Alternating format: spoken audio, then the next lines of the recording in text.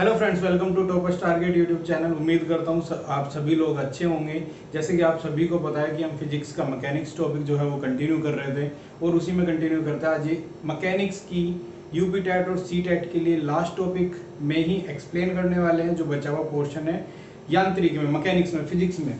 Okay, तो सबसे पहले जो आज के हमने टॉपिक है यहाँ पे लिखे हुए हैं वन बाय वन। ये टोटल 11 टॉपिक है जो हम इस वीडियो में डिस्कस करने वाले हैं एक एक करके, और इसी के साथ मैकेनिक्स जो टॉपिक है वो कंप्लीट हो जाएगा फिजिक्स में। तो चलिए सबसे पहले शुरू करते हैं हम मास के साथ। अगर हम बात करें मास, तो मास क्या है? एक ऐसी वैल्यू है या ऐसी प्रॉपर्टी है किसी भी मटेरियल की या किसी भी पदार्थ, किसी भी वस्तु की, कि उसके अंदर कितना कंटेंट या कितनी सामग्री मौजूद है किसी भी ऑब्जेक्ट के अंदर, उसको कहा जाता है मास। और ये जो मास है वो कभी भी किसी भी स्थिति में नहीं चेंज होता, क्योंकि किसी भी पार्ट्स में या किसी भी वस्तु में होने वाली सामग्री, उपस्थित होने वाली सामग्री कभी किसी भी स्टेट में नहीं बदलती। अगर मैं अर्थ पे लेके बैठा हूं तो वो जो होगी कांस्टेंट होगी। अगर मैं मास पे लेके जाता हूं तो उस वस्तु की मैं अंदर जो इनसाइड जो उसकी सामग्री है, कंटेंट है, वो उतना ही होगा, चेंज नहीं होने वाला। तो ये क्या होता है? यूनिवर्सल है, कभी चेंज नहीं होता। जिसकी जो वैल्यू होगी वो वही रहेगी हर एक स्टेट में। इसकी जो यूनिट होती है वो यूनिट होती है केजी। वहीं पर हम बात करें, जो सेकंड पॉइंट आता है हमारा वेट। तो जो वेट है वो वेट क्या है? अगर हम बात करते हैं एग्जांपल लेके अर्थ का, तो अर्थ का जितना भी टोटल फोर्स किसी भी ऑब्जेक्ट पे लगाया जाता है अपने सेंटर की तरफ को खींचने में, उसी को कहा जाता है वेट। और वेट जो होता है ये होता है मल्टीप्लाई होता है मास का, और साथ ही साथ जो भी प्लैनेट है, लाइक अर्थ है, तो अर्थ के केस में जो हम जी यूज कर रहे हैं, ये 9.8 हम यूनिवर्सल लेके चलते हैं 9.8। तो अगर हम इन दोनों की मल्टीप्लाई करते हैं तो इसके साथ हमारा निकल जाता है वेट। वेट जो होगा वो वेरी करता है अलग अलग स्टेट में, अलग अलग कंडीशंस में, लाइक नॉट स्टेट, अलग अलग एरियाज में। लाइक अगर मैं दिल्ली में हूं तो यहाँ पे जी की वैल्यू क्या है? डिफरेंट हो सकती है। अगर मैं अमेरिका में हूं वहां पे वैल्यूज अलग होंगी। अगर मैं चांद पे हूं तो वहां पे क्या होगा? ग्रेविटी की वैल्यू अलग होगी, जिसकी वजह से क्या होगा? हर एक जो वस्तु है उसका वेट डिफरेंट हो सकता है, लेकिन मास कभी भी डिफरेंट नहीं हो सकता। जो वेट की यूनिट होती है वो होती है न्यूटन, या फिर इसको हम कह सकते हैं, अगर हम बात करें एम से जो निकल के आता है वो केजी, और जी से जो निकल के आता है मीटर पर सेकेंड स्क्वायर। तो इसकी यूनिट ये भी हो सकती है, और साथ ही साथ यूनिट जो होगी वो न्यूटन होगी वेट की, और वहीं पे मास की जो यूनिट होती है वो केजी होती है। नेक्स्ट जो हमारा टॉपिक बनता है यहाँ से वो है इनर्शिया। तो इनर्शिया, जिसको हिंदी में हम जड़त्व के नाम से जानते हैं, तो जड़त्व जो है वो किसी भी वस्तु की, उसके मटेरियल की एक ऐसी प्रॉपर्टी है जिसमें वो बाहर से लगने वाला कोई भी फोर्स है या एक्सटर्नल कोई भी इफेक्ट है जिसको वो अपोज करती है, रेजिस्ट करती है, उसी को जो पर्टिकुलर मटेरियल है, वस्तु है, उसी की प्रॉपर्टी को हम क्या कहते हैं? जड़त्व या इनर्शिया कहते हैं। अगर ये कोई ऑब्जेक्ट है और मैं इसके ऊपर कोई फोर्स अप्लाई करता हूं तो इसकी जो बॉडी है वो रेजिस्ट करेगी कोई भी चेंज होने में इसके लिए। और इसी जो प्रॉपर्टी है, ये क्या है? प्रॉपर्टी है इस जो मटेरियल है या ऑब्जेक्ट की अपोज करने की। इसी प्रॉपर्टी को हम क्या कहते हैं? जड़त्व या इनर्शिया कहते हैं। साथ ही साथ मैं आपको यहाँ पे बता दूं कि जो ये टॉपिक्स जो हमने आज लिए हैं इनमें ज्यादातर स्टेटमेंट वाइज क्वेश्चंस आएंगे, डीपली क्वेश्चंस नहीं आते। अगर आपको किसी भी डीपली टॉपिक को पढ़ना है तो आप हमें कमेंट बॉक्स में लिख सकते हैं। तो यहाँ से डेफिनेशन वाइज ही क्वेश्चन पूछा जाएगा, ज्यादा से ज्यादा कोई वैल्यू दे दी जाती है, लाइक वेट गेन कर, वेट को मेजर करने के लिए कि आपका मास और जो ग्रेविटी है ये उसका वेट क्या होगा, या वेट देके उसकी ग्रेविटी की वैल्यू पूछी जा सकती है। तो यहाँ पे क्या है? ज्यादातर स्टेटमेंट वाइज ही क्वेश्चन आने वाले। जो नेक्स्ट है, नेक्स्ट टॉपिक आता है हमारा फोर्स, और उसके जो है टाइप। तो अगर मैं बात करूं फोर्स क्या है, तो फोर्स क्या है? बल।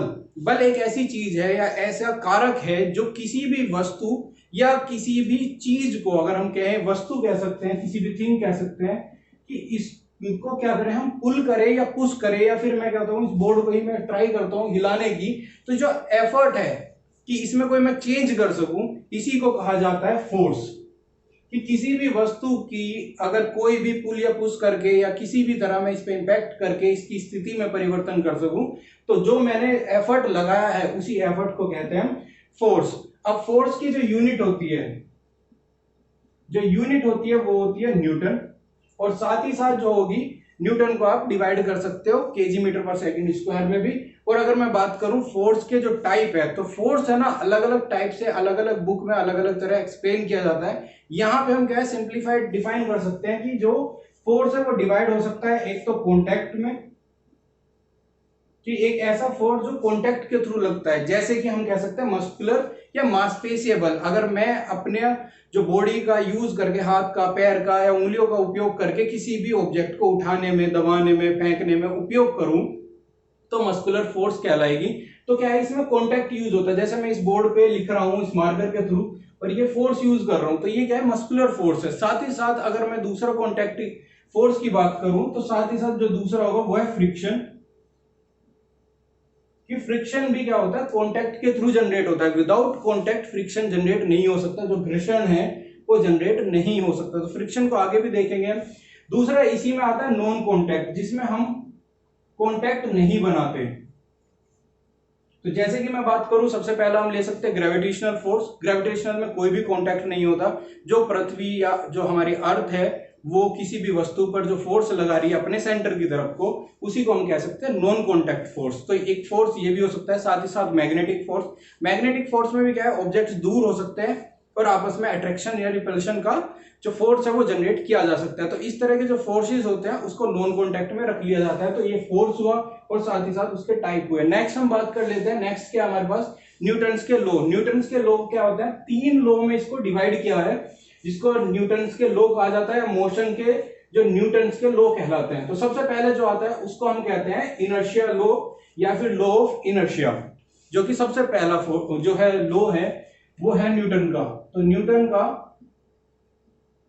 फर्स्ट, इसको कहते हैं लॉ ऑफ इनर्शिया।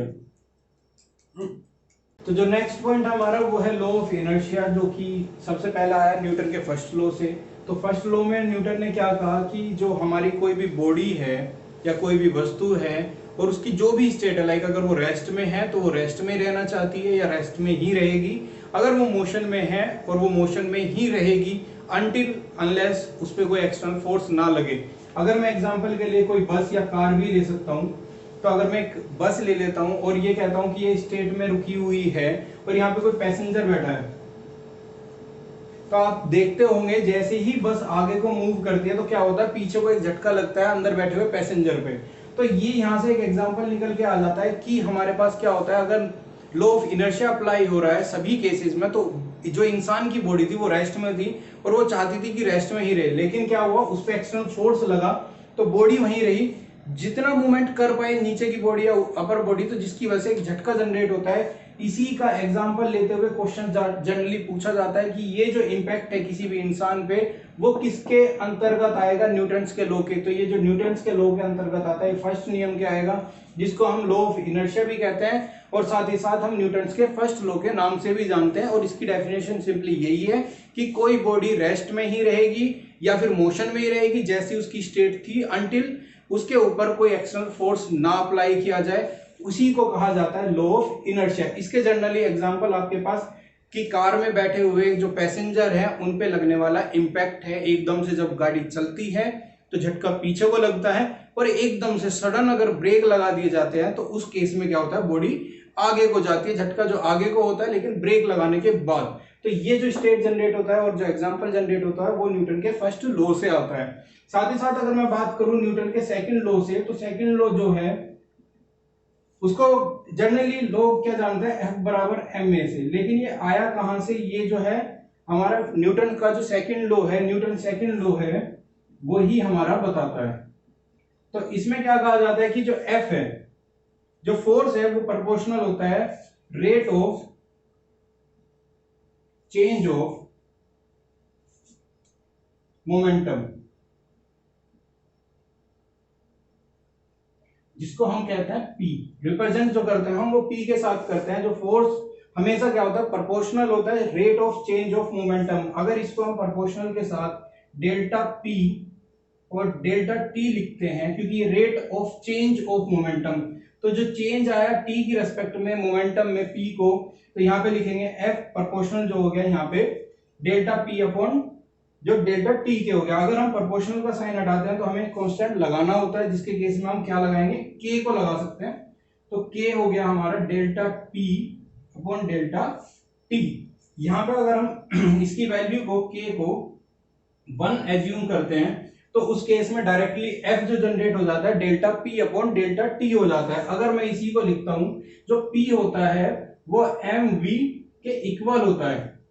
अगर मैं इसी को यहां पे ओपन करके लिखूंगा तो एफ क्या हो जाएगा, एम, और v जो है वेलोसिटी है, तो उस केस में क्या आ सकता है, जो फाइनल वेलोसिटी है v है, इनिशियल क्या होता है u होता है, और अपॉन हो जाएगा डेल्टा t, तो t2 माइनस t1, इसी को हम कहते हैं एक्सीलरेशन।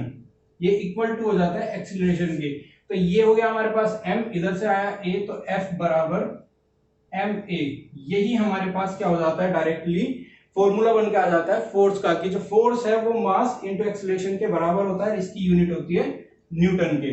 साथ ही साथ यहां से एक एग्जांपल पे क्वेश्चन पूछा जाता है कि अगर कोई बैट्समैन है, उसने कोई हिट किया और फील्डर जो है कैचिंग करता है, क्रिकेट में एज एग्जांपल, तो उस केस में क्या होता है, हाथों को पीछे करके कैच किया जाता है। उसका रीजन क्या है, यहां से अगर मैं बात करूं, यहां से निकल के आता है ये एग्जांपल, और साथ ही साथ इसको देखते हैं फॉर्मूले से। तो फॉर्मूला क्या था इसका, डेल्टा पी के प्रोपोर्शनल होता है अपॉन डेल्टा टी। ये अगर मैं टाइम को इंक्रीज करता हूं तो क्या होगा, फोर्स क्या होता है, कम हो जाता है। तो जब कोई बैट्समैन हिट करता है और उसको कोई फील्डर कैच करने वाला होता है बॉल को, या पकड़ने के लिए आता है, तो हाथ को पीछे करता है। तो हाथ जब पीछे करता है तो टाइम इंक्रीज करता है बॉल के हिट होने में हाथों पे। तो उस केस में क्या होता है, फ्रैक्चर होने की चांस कम, और बॉल जो कैच होने वाली है वो स्लाइड होने की भी चांस कम हो जाती है। साथ ही साथ अगर मैं बात करूं, कोई फुटबॉलर है जब हिट करता है उसको, फुटबॉल को, तो उस केस में क्या होता है, उसको इंजरी हो जाती है काफी टाइम। उसका रीजन भी क्या है, वो हिटिंग टाइम जो होता है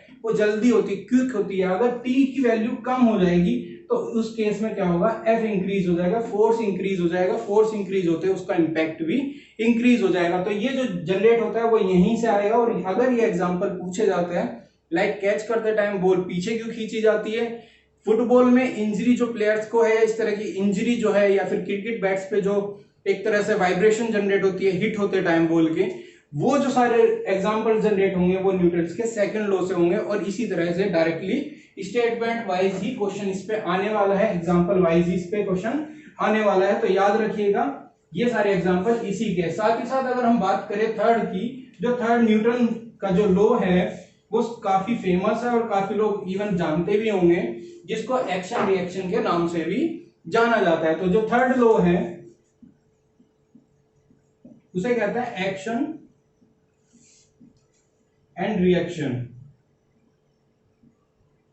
इसमें क्या होता है, किसी भी बॉडी पे अगर हम कोई फोर्स लगा रहे हैं या इंपैक्ट जितना भी डालने की कोशिश करते हैं, उस केस में क्या होता है कि बॉडी उतना ही रिपल्सिव फोर्स या उतना ही अपोजिट फोर्स जनरेट करती है। अगर एग्जांपल के लिए हम एक बॉडी लेते हैं और इस पे मैं फोर्स लगाता हूं इस डायरेक्शन में, तो सेम फोर्स, उतना ही फोर्स और जस्ट इसके अपोजिट ये बॉडी हमारे ऊपर लगा रही होगी। तो ये जो एफ है, अगर मैं आर्क से रिप्रेजेंट कर देता हूं रिपल्शन के लिए, और इसको एफ मेन रखते हैं, तो दोनों ही केस में ये इक्वल होते हैं। इसी को कहा जाता है एक्शन रिएक्शन। और इसी के बेसिस पे, इसी का एग्जांपल लेते हुए, जो रॉकेट्स हैं वो जो होते हैं उड़ते हैं, या फिर जो भी प्लेन्स है इसी के थ्रू ही उड़ाए जाते हैं। क्योंकि क्या होता है, अगर हमारे पास कोई रॉकेट है और उसके नीचे जो है इंजन जब बर्न किया जाता है, तो क्या होता है, ये काफी इंपैक्ट डालता है नीचे की तरफ, नीचे की तरफ फोर्स लगाता है।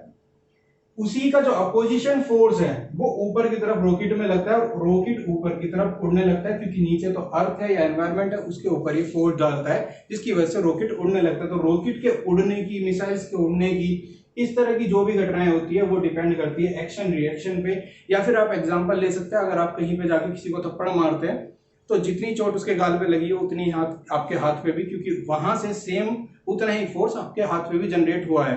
तो ये जो एग्जांपल जनरेट होंगे वो न्यूटन्स के थर्ड लॉ से हैं। उम्मीद करता हूं न्यूटन के तीनों लॉ आपको समझ आए होंगे। अगर फिर भी कोई डाउट है तो आप हमें कांटेक्ट कर सकते हैं कमेंट बॉक्स में, और आप रिपीट करा सकते हैं ये टॉपिक ज्यादा डिटेल और एक्सप्लेन कराने के लिए। तो कांटेक्ट में हमसे, मतलब कमेंट बॉक्स में आप हमसे जुड़ सकते हैं। साथ ही साथ जो हमारा नेक्स्ट पॉइंट आ जाता है वो नेक्स्ट पॉइंट है kinetic energy and potential energy. तो काइनेटिक एनर्जी वो एनर्जी है कि अगर कोई बॉडी मूवमेंट में है, मूव कर रही है, गतिशील है, मोशन में है, और उस बॉडी में क्या है एक एनर्जी जनरेट हो जाती है, उसी को कहा जाता है काइनेटिक एनर्जी। साथ ही साथ अगर पोटेंशियल एनर्जी की बात करूं तो पोटेंशियल एनर्जी वो है जिस स्थिति में कोई बॉडी या किसी भी पोजीशन में वो है, स्टैटिक है, मूव नहीं कर रही, तो उसमें जनरेटेड जो एनर्जी है उसको कहा जाता है पोटेंशियल एनर्जी। बात कर लेते हैं काइनेटिक की पहले। तो काइनेटिक को के ई से रिप्रेजेंट कर सकते हैं। तो काइनेटिक में क्या है, मोशन डिपेंड होता है, तो मोशन में इसका फॉर्मूला बनता है 1/2 mv²। इसी फॉर्मूले की हेल्प से अगर आप जानते होंगे, अभी हमने पढ़ा था P = mv, यहां से भी इस फॉर्मूले को चेंज किया जा सकता है 2m, यहां से v की वैल्यू बनी P/m, तो यहां पे जब v रखेंगे तो ये बनेगा P²/m। तो ये जो फॉर्मूला बन जाते हैं, ये दो फॉर्मूले, ये बनते हैं काइनेटिक एनर्जी के। और काइनेटिक एनर्जी पे डायरेक्टली फॉर्मूला दिया जाएगा और पूछा जाएगा कि काइनेटिक एनर्जी क्या है। तो काइनेटिक एनर्जी वो है जब बॉडी कोई मोशन में हो और उसमें जनरेटेड जो एनर्जी होती है वो काइनेटिक एनर्जी कहलाती है। इसकी जो फॉर्मूला होगा ये होगा, और यहाँ से ही डायरेक्टली आपको वैल्यू देके काइनेटिक एनर्जी पूछी जा सकती है। साथ ही साथ हमने बात की थी पोटेंशियल एनर्जी की, तो इसको रिप्रेजेंट करते हैं P.E, पोटेंशियल एनर्जी। तो इसमें क्या होता है mgh, क्योंकि ये जो जनरेट होती है वो h की हेल्प से, हाइट पोजीशन की वजह से। तो इसमें क्या है, ये डायरेक्टली आपको वैल्यू दी जाएगी और डायरेक्टली आपको आंसर मांग लिया जाएगा कि कितनी एनर्जी जनरेट होती है। तो इसमें एक चीज का ध्यान रखिएगा कि जितनी हाइट जो हमारी अप जाएगी उस केस में क्या होगी, एनर्जी भी इंक्रीज होगी। लेकिन अगर h की वैल्यू कम होती जाती है, हाइट कम होती है, तो उस केस में क्या होगा, हमारी जो है एनर्जी भी डिक्रीज होगी। और जहां पे हाइट की वैल्यू 0 होगी उस केस में क्या होगा कि हमारी एनर्जी भी 0 होगी। साथ ही साथ हम बात करते हैं पास्कल लॉ। तो पास्कल लॉ काफी अच्छा एग्जांपल है जब हम बात करते हैं हाइड्रोलिक ब्रेक की, हाइड्रोलिक लिफ्ट की, या फिर हाइड्रोलिक ऑपरेटेड मशीन्स की, कि जहां जहां पे हाइड्रोलिक इक्विपमेंट यूज किए जाते हैं तो वो जनरली यूज होते हैं हाइड्रोलिक पे। तो जो हाइड्रोलिक है और हाइड्रोलिक जनरेट होता है हमेशा पास्कल लॉ के। पास्कल लॉ कहता है कि अगर मैं बात करूं कि हमारे पास ग्रेविटेशनल फोर्स ना हो, ग्रेविटी ना हो, और मेरे पास एक कंटेनर है और मैंने इसमें कोई भी लिक्विड रखा हुआ है इस तरह, और उसके ऊपर क्या किया, मैंने एक प्रेशर जनरेट किया P। अगर मैंने इस लिक्विड के ऊपर प्रेशर जनरेट किया तो पास्कल लॉ कहता है कि ये जो प्रेशर है वो हर एक पॉइंट होंगे इस पे सिमिलर या सेम वैल्यू पे डिस्ट्रीब्यूट होने वाले हैं। अगर मैं किसी भी पॉइंट पे बात करूंगा तो ये डिस्ट्रीब्यूशन सेम होगा, चेंज नहीं होगा। तो पास्कल लॉ का स्टेटमेंट यही है कि अगर ग्रेविटेशनल फोर्स ना हो, क्योंकि ग्रेविटी की वजह से ये ऑलरेडी नीचे की तरफ को डाउनवर्ड जाएगी, तो उस केस में ग्रेविटी ना के बराबर मान के चलते हैं कि ना हो, तो उस केस में अगर लिक्विड पे, किसी भी लिक्विड पे हम प्रेशर जनरेट करते हैं तो उसका डिस्ट्रीब्यूशन ईच एंड एवरी जो डायरेक्शन है उसमें सेम होता है। उसी की का जो एग्जांपल लेते हुए पास्कल का यूज करते हुए इसके ऊपर जो जनरेट हुआ है वो हुआ है हाइड्रोलिक ब्रेक्स। ये हाइड्रोलिक्स होने चाहिए।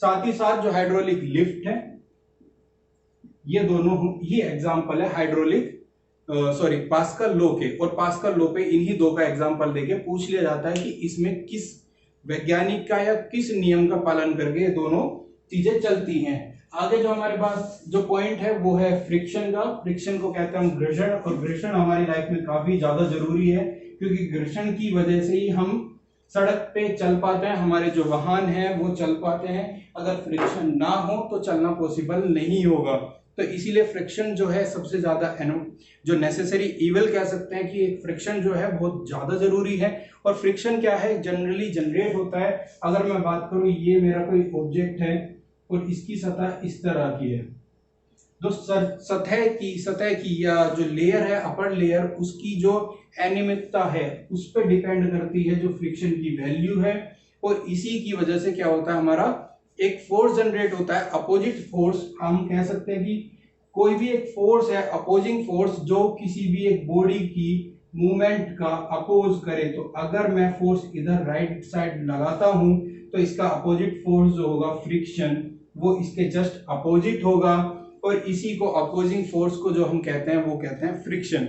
जो फ्रिक्शन है हमारी मोशन के क्या होगा, अपोजिट साइड डायरेक्शन में, अपोजिट डायरेक्शन में जो होगा वो जनरेट होगा, और ये हमेशा डिपेंड करता है जो सतह है उसकी इरेगुलरिटी पे, उसकी जो अनियमितता पे ही डिपेंड करेगा। अगर ये स्मूथ सरफेस होगा, इसकी जो अनियमितता है बड़ी स्मूथ होगी तो उतना ही फ्रिक्शन कम होगा। जैसे कि हम अगर बात करें तो बर्फ पे हम इजीली स्लिप कर जाते हैं, तो उसमें क्या है, ये जो इरेगुलरिटीज है वो बहुत कम होती है कंपेरेटिवली। अगर हम बात करें सड़क पे, अगर हम सिंपली देखें तो उस पे क्या होता है, ये इरेगुलरिटीज होती है जो कि हमें काफी टाइम नॉर्मली आंखों से नहीं दिखता बट होती है, और बर्फ पे ये बहुत कम होती है जिसकी वजह से स्लिपरी केसेस बहुत इजीली बनता है। और साथ ही साथ बारिश के टाइम में हम स्लिप क्यों कर जाते हैं, उसमें भी क्या होता है, इन इरेगुलरिटीज में जो सरफेस के इरेगुलरिटीज है उनके ऊपर क्या होता है, वाटर आ जाएगा, साथ ही साथ जो डस्ट पार्टिकल है, मिट्टी है, वो क्या कर लेंगे, ग्रिप बना लेंगे इस तरह से कि वो स्मूथ बन जाएगा और हम इजीली स्लिप कर जाते हैं। और स्लिप से बचने के लिए ही क्या है, फ्रिक्शन यूटिलाइज होता है, फ्रिक्शन का उपयोग होता है, या फिर ये कह सकते हो फ्रिक्शन ही हमें काम में आता है, जिसकी वजह से हम ये सारी चीजें कर लेते हैं। और इसकी जो डायरेक्शन होती है हमेशा क्या होती है, अपोजिट डायरेक्शन होगी बॉडी के मोशन में। अगर मोशन इधर की साइड है तो जो फ्रिक्शन होगा वो इस डायरेक्शन में होगा, इस तरह से होगा। अगर हमने फोर्स भी इधर लगाया तो उस केस में भी होगा, क्योंकि अगर मोशन नहीं है तो इसके टाइप भी यहीं से आते हैं कि फ्रिक्शन के जो टाइप है वो जनरली हम क्या कह सकते हैं, स्टैटिक है, स्टैटिक फ्रिक्शन, साथ ही साथ स्लाइडिंग, और नेक्स्ट जो आता है रोलिंग। ये तीन तरह के फ्रिक्शन है। अगर मैं तीनों में बात करूं तो जो स्टैटिक है, स्टैटिक तब लगेगा जब बॉडी मोशन में है ही नहीं, स्टैटिक है तो उस केस में क्या है, स्टैटिक फ्रिक्शन होगा, मोशन आगे को है और जो फ्रिक्शन है वो पीछे की डायरेक्शन में होगा। सबसे ज्यादा जो एडजस्टिंग होता है, एडजस्टिंग जो होता है, इसको हम अपने आप में जो स्टैटिक फ्रिक्शन है वो एडजस्टिंग या सेल्फ एडजस्टिंग फ्रिक्शन फोर्स के नाम से भी जानते हैं। अगर हमारा जो मेन जो फ्रिक्शन है वो बॉडी को, अगर ये मानते हैं हम 10 न्यूटन का है और हम फोर्स जो लगा रहे हैं वो 8 न्यूटन का है, तो उस केस में जो हमारा स्लाइडिंग फ्रिक्शन भी होता है वो भी 8 न्यूटन का बन जाता है, क्योंकि बॉडी मोशन में नहीं है, बॉडी मोशन कर ही नहीं पाई। अगर सेम केस में ये 9 न्यूटन का लगाया, टोटल बॉडी को क्रॉस करने के लिए, चलाने के लिए मिनिमम 10 से ज्यादा चाहिए, उस केस में भी स्टैटिक क्या बन जाता है, 9 न्यूटन का ही बन जाएगा। तो इसीलिए इसी पॉइंट की वजह से स्टैटिक फ्रिक्शन को सेल्फ एडजस्टिंग फ्रिक्शन के नाम से भी जानते हैं। जब तक ये न्यूटन जो 10 न्यूटन है क्रॉस नहीं कर लेता, सपोज ये 11 न्यूटन का फोर्स हमने इंप्लीमेंट किया, तब उस केस में क्या होगा, स्टैटिक फ्रिक्शन की वैल्यू 10 न्यूटन ही है अगर, तो तब ये बॉडी मूव कर जाएगी, इस डायरेक्शन में आगे वो चली जाएगी। जो स्लाइडिंग फ्रिक्शन है, स्लाइडिंग के पोर्शन में जब स्लाइड करने लग जाता है ऑब्जेक्ट, उस पे इंप्लीमेंट होने वाले फ्रिक्शन को स्लाइडिंग, रोलिंग के टाइम पे जब रोल कर रहा है कोई ऑब्जेक्ट तो उस टाइम पे जो फ्रिक्शन है वो ये कहलाएगा। अगर मैं बात करूं तीनों में सबसे अधिक कौन सा है, तो स्टैटिक जो फ्रिक्शन है वो सबसे ज्यादा होता है। उसके बाद जो बात करूं स्लाइडिंग, और सबसे जो कम फ्रिक्शन की वैल्यू होती है वो होती है रोलिंग फ्रिक्शन की।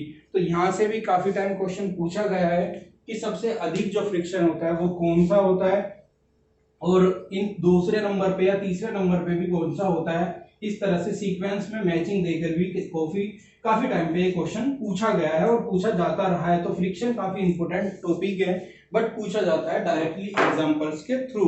नेक्स्ट जो हमारा पॉइंट आता है, यहां से आता है प्रेशर। प्रेशर क्या है, सिंपल है कि जो प्रेशर है, दाब, अगर हमने किसी भी एक एरिया में कोई फोर्स इंप्लीमेंट किया, उसी को हम क्या कहते हैं, पी या फिर फोर्स। किसी एक एरिया में लगने वाला जो फोर्स है उसी को कहते हैं हम प्रेशर। अगर मैंने ये ऑब्जेक्ट लिया और इसके इतने एरिया पे मैंने एक फोर्स इंप्लीमेंट किया, तो ये जो इस पूरे जो सरफेस है इसके ऊपर जो इंप्लीमेंटेड है वो प्रेशर है, दाब है। तो जो फोर्स अप्लाई हुआ इस एरिया में, इसी को हम कहेंगे जो है प्रेशर, दाब। अगर मैं बात करूं, अगर एरिया की वैल्यू मैं डिक्रीज कर देता हूं तो उस केस में क्या होगा, प्रेशर इंक्रीज हो जाएगा। और इसी के एग्जांपल पे जो काम करता है वो नाइफ काम करता है। नाइफ मतलब चाकू। अगर चाकू का एरिया आगे से शार्प है तो उसका मतलब उसका आगे का एरिया कम हो गया है। कम होने की वजह से क्या हुआ, प्रेशर इंक्रीज हुआ है और इसी वजह से वो इजीली चीजों को कट कर देता है। तो उसके इसके एग्जांपल में जो काम कर सकते हैं हम कह सकते हैं नाइफ, और नाइफ के लिए अगर यूज करें तो हम एरिया डिक्रीज हो जाता है और प्रेशर इंक्रीज हो जाता है, उतने ही फोर्स में हम किसी भी ऑब्जेक्ट को कट कर सकते हैं अगर वो शार्प होगा। साथ ही साथ अगर मैं बात करूं इसकी यूनिट की, तो इसकी जो यूनिट होती है पास्कल होती है।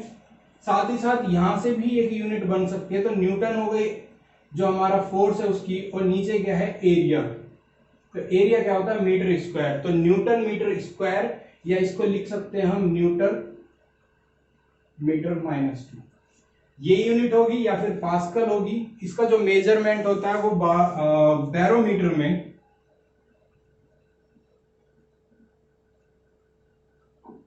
बैरोमीटर का उपयोग करके जो हम क्या है प्रेशर को मेजरमेंट कर सकते हैं। तो इसके लिए इंस्ट्रूमेंट यूज होता है बैरोमीटर, यूनिट होती है पास्कल। जो नेक्स्ट और लास्ट पॉइंट है आज का वो है बुयांसी और बुयान फोर्स।